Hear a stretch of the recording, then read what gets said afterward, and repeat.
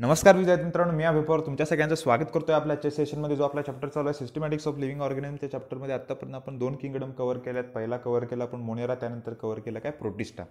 आजच्या लेक्चरला आपण बघणार आहे किंगडम पुढचा जो आहे फंजाय, आणि त्यानंतर बघणार आहे प्लांटी. आता फंजाय जो किंगडम आहे आपल्याला बेसिक माहीत आहे की जे काही व्हिटेकरनं क्रायटेरिया कन्सिडर केले ते बेसिक तर आपल्याला काय तर 3-4 क्रायटेरिया माहीत पाहिजेत. बेसिक आपल्याला काय माहिती आहे, आपण बघितलं की एखादा ऑर्गॅनिझम तो युनिसेल्युलर असेल किंवा मल्टीसेल्युलर असेल, किंवा तो प्रोकॅरियोट्स असेल किंवा युकॅरियोट्स असेल. आता जे आपण बघितलेले मोनेरा ते काय होते प्रोकॅरियोट्स, नंतर काय युनिसेल्युलर. जे प्रोटिस्टा आपण बघितलं ते काय होते युनिसेल्युलर युकॅरियोट्स. आता जे फंजाय आपण बघणार आहे ते काय असणार आहेत तर मल्टीसेल्युलर युकॅरियोट्स. आता या किंगडममध्ये जे काही पॉईंट्स आहेत ते व्यवस्थित आपण जरासे अभ्यास करूया. सुरुवात करूया आपण आजच्या लेक्चरला. किंगडम चालू आहे आपला फंजाय. फंजायमध्ये पहिला पॉईंट बघा, दीज आर युकॅरियोटिक. हे माहिती आहे आपल्याला, these are eukaryotic showing extra cellular digestion. नवीन शब्द आलाय काय, एक्स्ट्रा सेल्युलर डायजेशन. आता मोस्टली काय जे ऑर्गॅनिझम्स असतात ते काय करत असतात, त्यांच्या बॉडीच्या आत काय होत असतं, डायजेशन होत असतं. काय होत असतं बॉडीच्या आत डायजेशन. त्याला इंट्रासेल्युलर म्हणू शकतो आपण तसं बघायला गेलं तर. आता एक्स्ट्रासेल्युलर डायजेशन म्हणजे काय, एखादा फंजाय असेल तर तो काय करत असतो, त्याचं जे फूड असतं ते काय करणार आहे, त्याच्यावर तो वेगवेगळे एन्झाईम सिक्रेट करणार. ते कम्प्लीट डायजेशन त्याचं झाल्यावर ते काय करत असतो, ते फूड ॲब्झॉर्ब करत असतो बॉडीमध्ये किंवा सक करत असतो म्हणूया आपण. आता आपण जे अन्न खात असतो, आपण काय करत असतो, फूड कंझ्युम करतोय आपण, आणि फूड कंझ्युम केल्यावर आपल्या बॉडीमध्ये थ्रू सलायवा किंवा आपल्या स्टमकमध्ये काय होत असतं की वेगवेगळ्या प्रकारचे digestive juice, digestive enzyme secrete होतात, आणि त्यानंतर जे आपण अन्न खाल्लं त्याचं काय होत असतं, पचन होत असतं. मग इथं काय होते, हे एक्स्ट्रासेल्युलर डायजेशन का म्हटले, ते काय करत असतात, डायजेशन करत असतात, पण ते बॉडीच्या आत करत नाहीत, बॉडीच्या बाहेर करतात, म्हणून त्यांना काय म्हणायचं, एक्स्ट्रा सेल्युलर डायजेशन. आणि हे सगळ्यात महत्त्वाचं कॅरेक्टरिस्टिक फीचर आहे कुठल्या किंगडमचं, तर किंगडम फंजायचं एक्स्ट्रा सेल्युलर डायजेशन. व्यवस्थित लक्षात ठेवा. सेकंड जो पॉईंट आहे, they are found in warm and humid places. Simple आहे, फार काय अवघड नाही. They have simple body which may be unicellular or made up of long thread like structure called hyphae. MCQचा क्वेश्चन व्यवस्थित लक्षात ठेवा, हायफी. आता नवीन शब्द आहे आपल्याला काय, हायफी. आता हे हायफी काय असतात, हायफी तसं बघायला गेलं तर जी मेन बॉडी असते फंजायची त्याला म्हणायचं मायसेलियम. ती बॉडी कशापासून तयार झालेली असते, तर असे थ्रेडसारखे स्ट्रक्चर असतात, त्या थ्रेडलाच काय म्हणायचं तर हायफी. साधं सोपं लक्षात ठेवायचं, लॉंग थ्रेड लाईक स्ट्रक्चर, थोडक्यात धाग्यासारखे फायबरस आपल्याला स्ट्रक्चर दिसत असतं, त्याला म्हणायचं काय, हायफी. नवीन शब्द आहे हायफी, व्यवस्थित लक्षात ठेवा, पुढे लागणार आहे आपल्याला. Large fungi such as mushrooms have compact mass of cells. आता मशरूम आपल्याला माहीत आहे बेसिक, त्याला अळंबी का कोळंबी म्हणतो आपण, नाही अळंबी म्हणतो, सॉरी अळंबी, कोळंबी वेगळा असतो, प्राणी असतो तो, अळंबी असा त्याला शब्द आहे मराठीत, मशरूम्स. आणि खातसुद्धा असतो, आपण कंझ्युम करत असतो, सगळेच खात नाही, ठराविक खात असतो. आता have a compact mass of cells. Unicellular organisms have protoplast. Protoplast म्हणजे जर न्यूक्लियस आणि सायटोप्लाझम एकत्रित, त्याला काय म्हणायचं, प्रोटोप्लास्ट.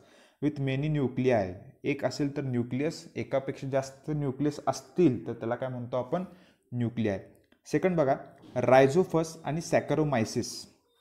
हे 2 एक्झाम्पल व्यवस्थित लक्षात ठेवा, MCQला बऱ्याच वेळेला टाकत असतात, रायझोपस आणि सॅकरोमायसिस. आता ईस्ट युनिसेल्युलर फंगस, शब्द काय आला बघा, ईस्ट काय, युनिसेल्युलर फंगस. आता जे फंजाय किंगडम आहे, मोस्टली सगळे काय असतात, जे ऑर्गॅनिझम्स फंजायला बिलॉंग करतात ते काय असतात, मल्टीसेल्युलर असतात. पण इथे एक्सेप्शन काय आहे तर ईस्ट. MCQला व्यवस्थित लक्षात काय ठेवायचं आपण, ईस्ट हे काय आहे, युनिसेल्युलर आहे, बाकी सगळे मल्टीसेल्युलर आहेत. पण एक्सेप्शन, अपवाद काय आहे, ईस्ट. जे आपण बेकरीचे जे काही प्रोडक्ट असतात किंवा जे काही बेवरेजेस इंडस्ट्रीज असतात, वोडका, रम किंवा बियर वगैरे जिथे तयार करतात त्याला बेवरेजेस इंडस्ट्रीज म्हणतो आपण, तिथं सुद्धा काय करत असतात तर फर्मेंटेशन प्रोसेससाठी ईस्टचा यूज करत असतात. पण साधं सोपं लक्षात ठेवा, केक किंवा जे काही बेकरी प्रोडक्ट्स असतील तर त्यामध्ये ते स्पॉन्जी होण्यासाठी त्यामध्ये ईस्टची पावडर टाकत असतात. युनिसेल्युलर फंगस, साधं सोपं आहे, लक्षात ठेवा. आता त्यानंतर जो पुढचा पॉईंट आहे, filamentous fungi consist of a body called as mycelium. MCQचा क्वेश्चन व्यवस्थित लक्षात ठेवा, फंजायच्या बॉडीला काय म्हणायचं तर मायसेलियम. मायसेलियम शब्द लक्षात ठेवा, ग्रीक लॅटिन भाषेतला शब्द असतो, त्याचं मिनिंग सेम आहे, फार काय अवघड नाही. त्यानंतर बघा, the hyphae may be present with septa without septa. आता हे सेप्टा काय असतं तर त्याला म्हणतो आपण सेगमेंट. हायफी म्हणजे आपल्याला मगाशी काय समजलं, असं थ्रेडसारखं स्ट्रक्चर आहे, जरा स्वतः मोठा काढतो मी, आता समजून घ्या, हा थ्रेडसारखं स्ट्रक्चर आहे, आणि त्यामध्ये जर असे सेगमेंट्स असतील, काय असतील, असे सेगमेंट्स असतील तर त्याला काय म्हणणार आपण, सेप्टा. त्या हायपीमध्ये सेगमेंट असतील तर ते काय झालं, सेप्टेट. त्या हायफीमध्ये जर सेगमेंट नसतील तर ते काय झालं, असेप्टेड. म्हणजे असं काय तर आपल्याला स्ट्रक्चर दिसणार आहे विदाऊट सेगमेंट, त्याला म्हणणार आपण काय, असेप्टेड. व्यवस्थित लक्षात ठेवा. They may be nucleate or multi nucleate. Uni म्हणजे सिंगल न्यूक्लियस, मल्टी म्हणजे एकापेक्षा जास्त काय, न्यूक्लियस. आता हा सगळ्यात शेवटचा जो महत्त्वाचा पॉईंट आहे, आन्सर इन वन सेंटेन्स किंवा MCQचा जो क्वेश्चन आहे, व्यवस्थित लक्षात ठेवा. Non septate. नॉन सेप्टेड म्हणजे काय, त्याच्यामध्ये सेगमेंट्स नाही आहेत, हा असा सेकंड जो काढला आहे मी तो. आणि मल्टी न्यूक्लिएटेड म्हणजे एकापेक्षा जास्त काय असणार आहेत, त्यात असे न्यूक्लियस असणार आहेत. आता न्यूक्लियस काढता येत नाहीत मला, पण समजून घ्या. एकापेक्षा जास्त काय आहेत न्यूक्लियस जर असतील तर त्याला काय म्हणणार आपण, मल्टी न्यूक्लिएटेड. दोनच शब्द लक्षात ठेवायचे. Aseptate multi nucleated hyphae is called as a coenocytic hyphae. काय शब्द आलाय, सिनोसायटिक. कोएनोसायटिक असा उच्चार करू नका, सिनोसायटिक असं त्याचं करेक्ट प्रोनाऊन्सिएशन आहे. व्यवस्थित लक्षात ठेवा. MCQचा क्वेश्चन, असेप्टेड मल्टी न्यूक्लिएटेड किंवा नॉन सेप्टेड म्हणूया आपण, multi nucleated hyphae is called as coenocytic hyphae. ते झाल्यावर पुढचा point, the cell wall in fungi is composed of chitin. MCQचा क्वेश्चन आणखीन एक, chitin polysaccharide or fungal cellulose. आता मोस्टली काय विचारत असतात की कायटीन हे जे आहे ते, कायटीन जे काही सबस्टन्स आहे, कॉम्पोनंट आहे, ते कुठल्या सेलवॉलमध्ये, कुणाच्या सेलवॉलमध्ये प्रेझेंट असतो. तर साधं सोपं लक्षात ठेवायचं, किंगडम फंजाय, फंजायची जी सेल वॉल आहे ती कशापासून तयार झाली, तर कायटीनपासून. आता एक मोठा क्वेश्चन डोक्यात येतो की हे कायटीन नक्की काय, आणि त्याचा उच्चार चिटीन, चायटीन असं करू नका. साधा सोपा त्याचं प्रोनाऊन्सिएशन आहे कायटीन. एन असिटाइल ग्लुकोजामाइन. एन असिटाइल ग्लुकोजामाइन डोक्यावरनं जाणारा शब्द आहे, कल्पना आहे मला, फक्त तुम्ही लक्षात ठेवा कायटीन. आणि कायटीन काय, एक प्रकारचं पॉलिसॅकॅराइड. जसं आपण बघितलं की किंगडम मोनेरामध्ये सुद्धा काय होतं, पेप्टिडोग्लायकेन. तसं इथं काय लक्षात ठेवायचं, cell wall in fungi is composed किंवा मेडअप ऑफ कायटीन. साधं सोपं आहे, कायटीन व्यवस्थित लक्षात ठेवा, किंवा फंगल सेल्युलोज. MCQला दोन्ही पण तुम्हाला असतात, स्पेसिफिक असतं फंगल सेल्युलोज. जर नुसतं सेल्युलोज असेल तर ते आन्सर कशाचं असणार आहे, तर प्लांटचं सेल वॉल. व्यवस्थित लक्षात ठेवा कायटीन शब्द. त्यानंतर सेकंड बघा, the fungi exhibit heterotrophic mode of nutrition. Heterotrophic म्हणजे काय माहिती आपल्याला, परपोषी. ते दुसऱ्याच्या जीवावर जगत असतात, त्याला काय म्हणतो आपण, हेटेरोट्रॉफिक, परपोषी. ते काय झालं, मोड ऑफ न्यूट्रिशन. पुढचा point, mostly they are saprophytic, some are parasitic and or predators. आता सॅप्रोफायटिक म्हणजे आपल्याला गेले जे काही कुजलेल्या प्लांट्स किंवा ॲनिमल्सवर जगत असतात, डेड ऑर्गॅनिक मॅटरवर जगत असतात, डिकेइंग ऑर्गॅनिक मॅटर, त्या न्यूट्रिशनला काय म्हणायचं, सॅप्रोफायटिक. आणि मोस्टली सगळे फंजाय काय असतात, सॅप्रोफायटिक असतात. काही काही पॅरासायटिक सुद्धा आहेत. पॅरासायटिक म्हणजे एखादे ऑर्गॅनिझम्स जे जेव्हा एखादं होस्टच्या बॉडीमधून किंवा दुसऱ्या एखाद्या ॲनिमलच्या बॉडीमधून किंवा ऑर्गॅनिझमच्या बॉडीमधून फूड जर सक करत असतील, ॲब्झॉर्ब करत असतील, तर त्याला काय म्हणणार आपण, पॅरासायटिक. प्रेडेटर म्हणजे थोडक्यात त्यांचं काय असणार आहे, प्रे असणार आहे, भक्ष्य आणि भक्षक असं तुम्हाला माहीत असेल मराठीत मॅम ते. पुढचा बघा, they reproduce sexually as well as asexual. म्हणजे दोन्ही पण प्रकारचे काय दिसतात इथं, रिप्रोडक्शन दिसून येतात फंजायमध्ये. Asexual reproduction takes place by fragmentation, fusion आणि त्यानंतर बडिंग. आता फ्रॅगमेंटेशनमध्ये लक्षात ठेवायचं की सपोज आपण कन्सिडर करूया हा एक काय तर फ्रॅगमेंट आहे, हायफी कन्सिडर करूया आपण. त्या हायफीचे काय होतात, असे बारके बारके तुकडे होतात, फ्रॅगमेंट्स होतात. ते ॲज अ इंडिव्हिज्युअल काय होत असतात, प्लांट म्हणून, इंडिव्हिज्युअल फंजाय म्हणून, इंडिव्हिज्युअल ऑर्गॅनिझम म्हणून काय होत असतात, ग्रो होत असतात. फ्रॅगमेंटेशन म्हणजे काय लक्षात ठेवायचं, जी काय हायफी आहे त्या हायफीचे काय असतात, बारके बारके तुकडे पडतात, फ्रॅगमेंट्स पडतात, आणि ते ॲज अ इंडिव्हिज्युअल ऑर्गॅनिझम म्हणून ग्रो होतात, तेव्हा त्याला काय म्हणायचं, फ्रॅगमेंटेशन. फ्युजन म्हणजे आपल्याला माहिती आहे, जसं आपण आमिमामध्ये बघितलेलं, दोन असे काय होतात, डॉटर सेल तयार होतात. तसंच सेम कशामध्ये दिसून येतं आपल्याला, फंजायमध्ये. बडिंग म्हणजे सुद्धा आपल्याला माहिती आहे की असं काय तर बड तयार होतो, एक्स्ट्रा सेल्युलर आउटग्रोथ असते ती, त्याला बड म्हणतो आपण. आणि तो बड काय होतो, नंतर मेन बॉडीपासून डिटॅच होऊन ॲज अ इंडिव्हिज्युअल ऑर्गॅनिझम म्हणून काय होत असतो, ग्रो होत असतो.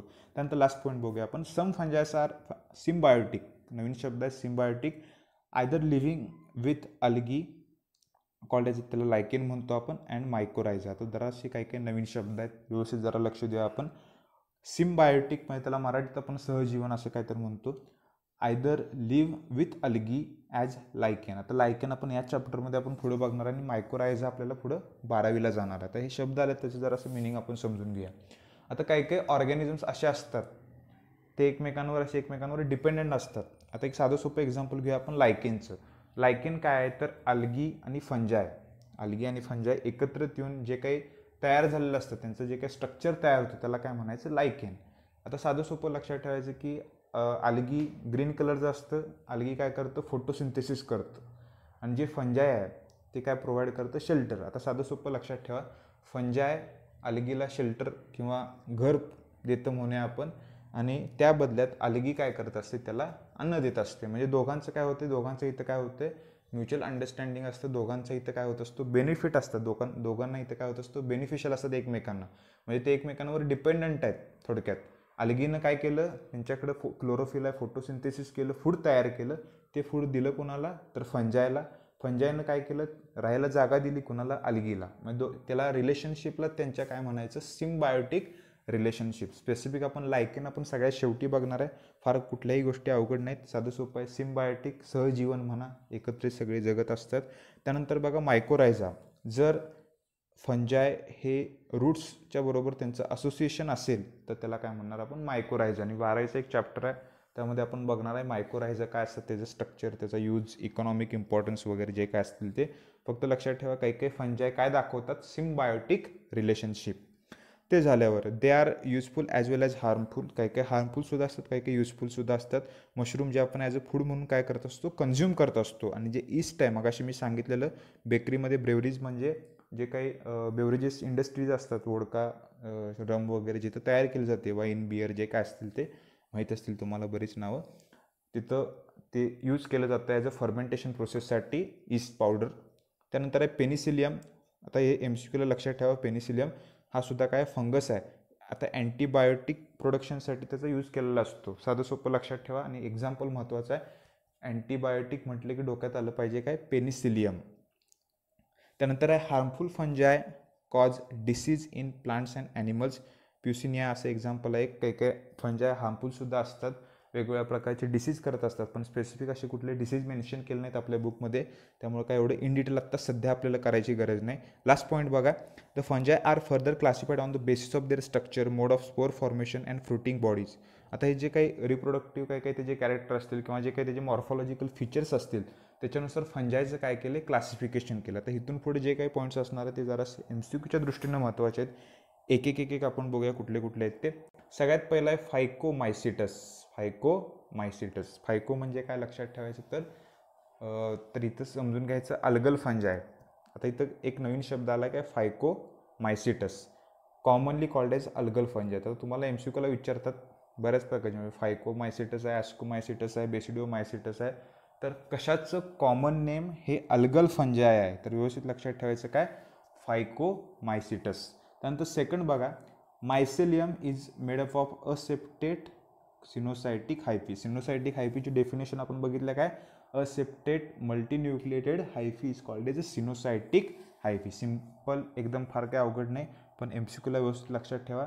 Algal fungi phycomycetes is commonly called as algal fungi. पुढचा point, they commonly grow in moist damp habitats on decaying organic matter as well as aquatic habitat as parasites on plants.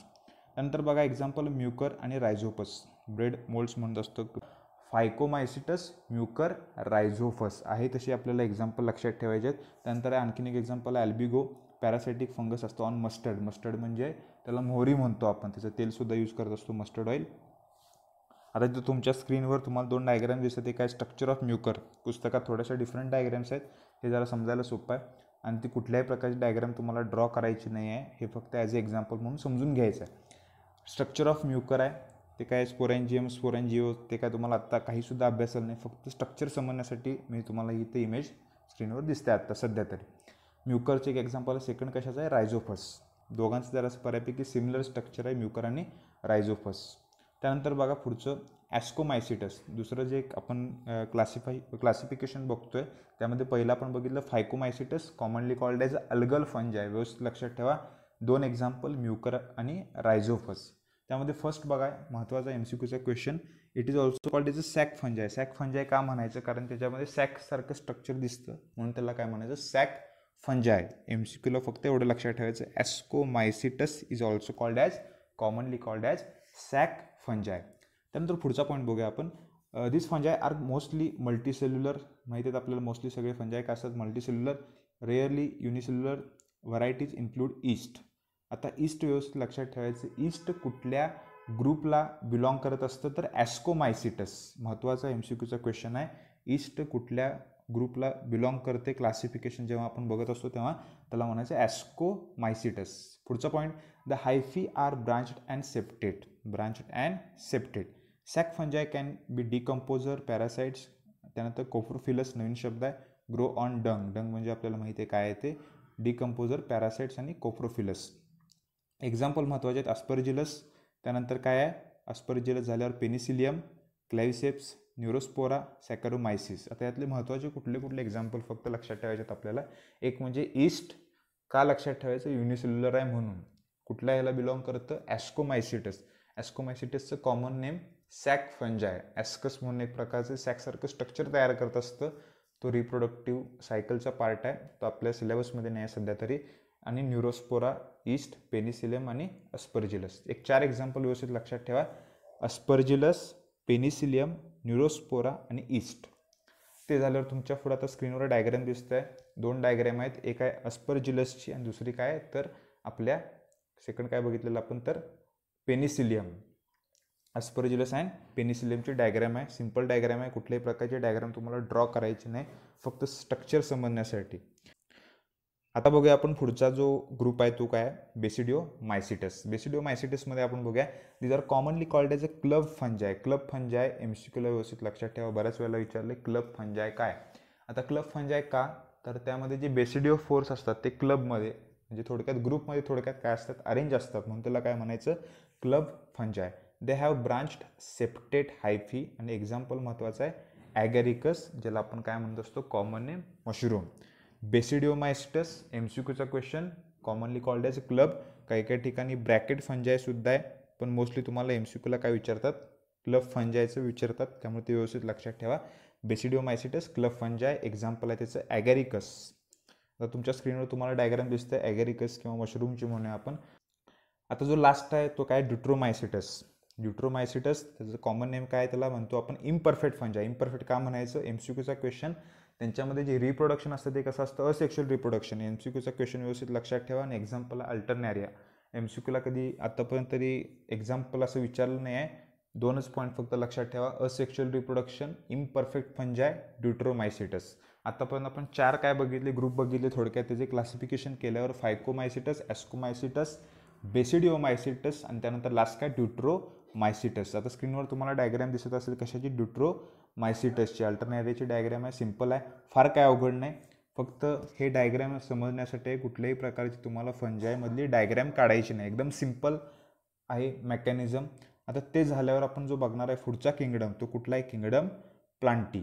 आता kingdom प्लांटीचे जास्त characters आपल्या पुस्तकात mention केले नाहीत, कारण specific आपल्याला हा एक चॅप्टर आहे किंगडम प्लांट आणि किंगडम ॲनिमालिया म्हणून. तेव्हा आपण सगळे त्याचे जे काही डिव्हिजन्स असतील, जे काही कॅरेक्टर्स असतील ते स्टडी करणार आहे. एकदम बेसिक कॅरेक्टर आपण समजून घ्या कुठल्या, किंगडमचे, प्लांटीचे. पहिला पॉईंट बघा, the kingdom is dominated by autotrophs. आता मोस्टली आपल्याला काय माहीत असतात की हा जो किंगडम आहे ते सगळे जे प्लांट्स असतात ते मोस्टली काय असतात, ऑटोट्रॉप्स असतात. पण काही काही एक्सेप्शनसुद्धा आहे त्यामध्ये, काही काही सेमी ऑटोट्रॉपस असतात आणि सगळ्यात महत्त्वाचं काही काही इन्सेक्टिव्होरस असतात. आता इन्सेक्टिव्होरसमध्ये बघा, Venus fly trap, pitcher plant, bladder wort, as well as heterotrophic, काही काही पॅरासायटिक मेंबर लाईक कुस्कुटा. आता इथं जरा असं समजून घ्यायचं, आपल्याला माहिती आहे की मोस्टली सगळे जे प्लांट्स आहेत ते सनलाईटचा यूज करत असतात, फोटोसिंथेसिस करत असतात आणि त्यांचं फूड काय करत असतात, स्वतः तयार करत असतात. म्हणून त्याला काय म्हणतो आपण, स्वयंपोषी किंवा प्रोड्युसर म्हणूया आपण. त्यांची लाईफस्टाईल काय असते, प्रोड्युसरमध्ये. पण इथे एक्सेप्शन काय आहेत, काही काही प्लांट्स असे सुद्धा आहेत की ते इन्सेक्टिव्होरस आहेत.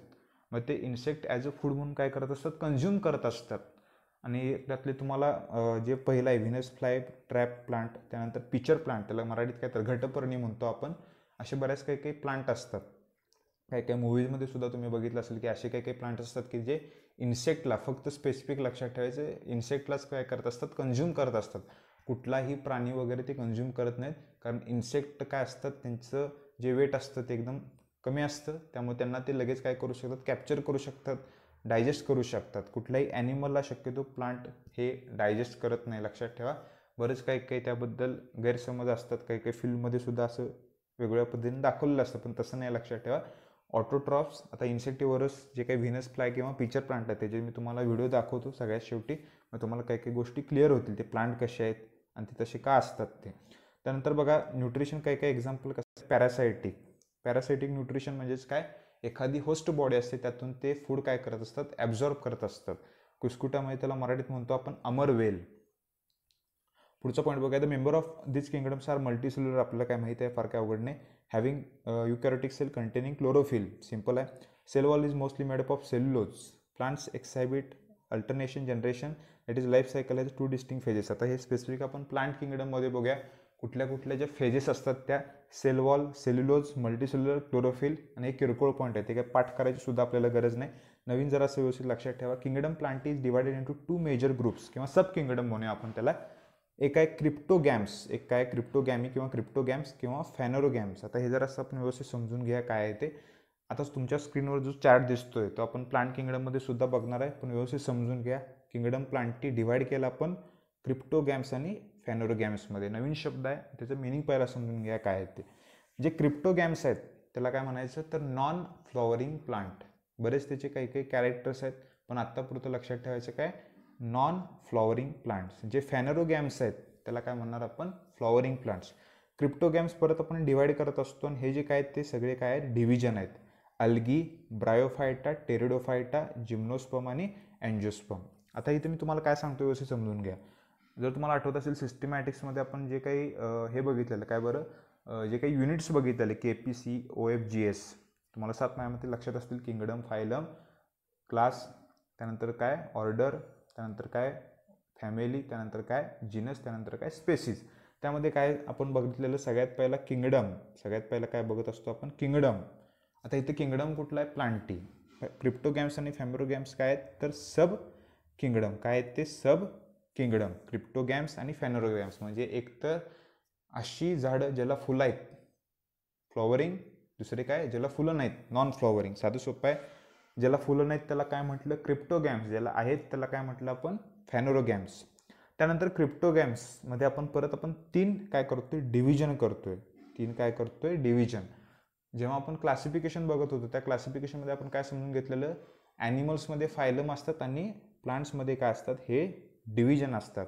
डिव्हिजन कुठले कुठले आहेत, अल्गी, त्याला थॅलोफायटा म्हणतो आपण. आणि स्पेसिफिक आपण प्लांट किंगडममध्ये त्याचे कॅरेक्टर स्टडी करणार आहे. त्यानंतर ब्रायोफायटा, त्यानंतर टेरिडोफायटा. आता ही नावं जराशी जरी विचित्र वाटत असतील तर त्याचे आपण काही काही कॅरेक्टर बघितल्यावर आपल्याला सगळ्या गोष्टी जराशा क्लिअर होतील. पण आत्तापुरतं जरासा हा फक्त चार्ट समजून घ्या आपण. Pteridophyta, gymnosperm, angiosperm. सिम्पल आहे, फार काय अवघड नाही, पण आपल्याला हा एक शब्द जात असतोय बघा, अँजिओस्पर्म. आणि जिम्नोस्पर्म गेलेला असतोय. अँजिओस्पर्ममध्ये काय बघत असतो आपण तर जर त्याचे सीड्स किंवा ओव्ह्यूल्स हे क्लोज असतील ओव्हरीमध्ये, असं आपण स्ट्रक्चर जेव्हा बघत असतो ते काय काढत असतो खाली आपण, ओव्ह्यूल. त्यात काय असतात असे, ओव्हरीच्या आत असे काय असतात, ओव्ह्यूल्स असतात. ते जर क्लोज फॉर्ममध्ये असतील तर त्याला काय म्हणणार आपण, अँजिओस्पर्म. ते जर नेकेड असतील तर त्याला काय म्हणतो आपण, जिम्नोस्पर्म. सगळ्यात ॲडव्हान्स काय असतात तर अँजिओस्पर्म असतात. आणि अँजिओस्पर्म परत डिवाइड करत असतो आपण आणि डायकॉट आणि मोनोकॉट, म्हणजे एक दल किंवा द्विदल. साधं सोपं आहे प्लांट किंगडमचं. परत मी रिवाईज करतोय, प्लांट किंगडम 2 काय सब किंगडम कुठले कुठले आहेत तर क्रिप्टोगॅम्स आणि फॅनोरोगॅम्स.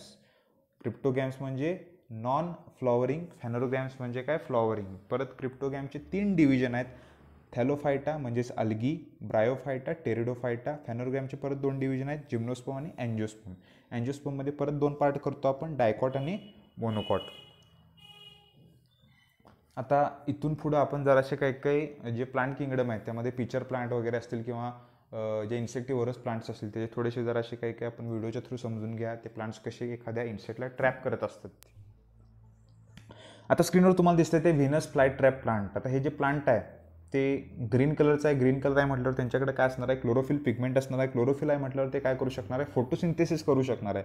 तरीसुद्धा हे काय करत असतं तर ते इन्सेक्टला ट्रॅप करून त्याला डायजेस्ट करत असतं, ॲज अ फूड म्हणून काय यूज करत असतं. तर त्या पाठीमागं रिझन आहे, कारण हे जे प्लांट्स आहेत ते मोस्टली ॲसिडिक कंडिशनमध्ये ग्रो होत असतात आणि ॲसिडिक कंडिशनमध्ये त्या प्लांटला प्रॉपर न्यूट्रिएंट्स मिळत नाहीत. मग ते न्यूट्रिएंट्स सॉईलच्या थ्रू न मिळाल्यामुळे हे काय करत असतं तर वेगवेगळे जे काही इन्सेक्ट आहेत त्या इन्सेक्टला ट्रॅप करत असतं आणि त्यांना डायजेस्ट करून त्यांच्या बॉडीतले न्यूट्रिएंट्स काय करत असतं ते ॲब्झॉर्ब करून घेत असतं हे प्लांट, आणि त्याचं अनडायजेस्टेड जो पार्ट असतो तो काय करत असतो परत एकदा बाहेर टाकून देत असतं. एकदम सिम्पल मेकॅनिझम आहे. फ्रॅग्रन्स सिक्रेट केलं, इन्सेक्ट अट्रॅक्ट झाला, त्याच्यावर डायजेस्टिव्ह ज्यूस सिक्रेट झाले, त्याला कंप्लीट डायजेस्ट केलं, न्यूट्रिएंटचं ॲब्झॉर्प्शन केलं आणि त्यानंतर त्या इन्सेक्टचा अनडायजेस्टेड पार्ट टाकून दिला बॉडीच्या बाहेर. आता काही काही नाही बघायला जर असं कसं तर वाटत असेल, पण एकदम सिम्पल असं मेकॅनिझम आहे, फार काही अवघड नाही. आता ते झाल्यावर आपण पुढं बघणार आहे घटपर्णी. आता इथं फक्त वेगवेगळ्या प्रकारचे इन्सेक्ट असतील, नाकतोडा, बिटल जे काय असतील ते सगळे काय केलं ट्रॅप केलंच, सगळ्यालाच तेच मेकॅनिझम आहे. ते झाल्यावर आता आपण बघणार आहे घटपर्णी. त्याला म्हणतो आपण पिचर प्लांट. काय म्हणतो आपण? Pitcher plant. पिचर प्लांटला आणखीन काहीतरी शब्द नेफॅन्थस. नेफॅन्थस सायंटिफिक नेम आहे त्याचं, नेफॅन्थस. पुढे येईलच आता. आता इथे एक माशी दुसऱ्या माशीला पण बोलवतं ये म्हणून, ती पण आली आणि आता दोन्ही पण मरणार. दोन्ही पण आता ट्रॅप झाल्या बरोबर त्या Venus plant. Rest in peace, RIP माशी. आता बघूया आपण जे नेफॅन्थस प्लांट आहे त्याला म्हणतो आपण घटपर्णी किंवा कॉमन नेम आहे त्याचं पिचर प्लांट. आता या प्लांटनं सुद्धा काय केलं, एक प्रकारचं फ्रॅग्रन्स, एक प्रकारचं सेंट काय केला, सिक्रेट केला. त्यामुळे हा जो इन्सेक्ट आहे तो काय झाला, अट्रॅक्ट झाला. तो आता विचार करतोय आज जाऊ की नको. आता तो फक्त काय करतोय, तर बहुतेक त्याला चांगला वास येतोय अजूनसुद्धा. तो अजूनसुद्धा विचार करतोय आज जायचं की नाही. मग शेवटी तो विचार करणार आहे की आज जायचं म्हणून, आणि तो आता आज जातोय. आणि हे जसं व्हीनस ट्रॅप प्लांट आहे तसं ते काय असं ट्रॅप म्हणजे क्लोज करत नाही, कारण तिथं आज जर त्या प्लांटच्या आत असं मेकॅनिझम असतं की एखादा इन्सेक्ट त्यामध्ये आल्यावर जसं एखादं स्पायडरचं नेट असतं त्या पद्धतीने ते काय करत असतं तर त्या ज्या इन्सेक्टला ट्रॅप करत असतं. आता इथे व्हिडिओमध्ये तुम्हाला क्लिअर दिसणार नाही ते नक्की आत कसं मेकॅनिझम आहे ते, पण तशाच पद्धतीचं काय तर मेकॅनिझम आहे. आता हे वर जे दिसतंय तुम्हाला ते काय असं क्लोज होत नाही, तसं ते ओपनच राहत असतं इन्सेक्टसाठी. आणि त्यानंतर हे सुद्धा सेम प्लांट, पिचर प्लांट वेगवेगळ्या प्रकारचे डायजेस्टिव्ह ज्यूस काय करणार, सिक्रेट करणार आणि ते जे इन्सेक्ट आहे त्याला काय करणार आहे, डायजेस्ट करणार आहे. आता इथे व्यवस्थित जरा तुम्हाला दिसणार नाही की ते कसं त्यामध्ये ट्रॅप झाले ते, पण जसं स्पायडरचं जसं नेट असतं त्या पद्धतीने आत काय ते स्ट्रक्चर असते. एवढं फक्त एक सिम्पल काही गोष्टी इमॅजिन करा आणि त्यानंतर पुढे एक नॅट जिओची एक शॉर्ट फिल्म आहे ती सुद्धा बघूया आपण.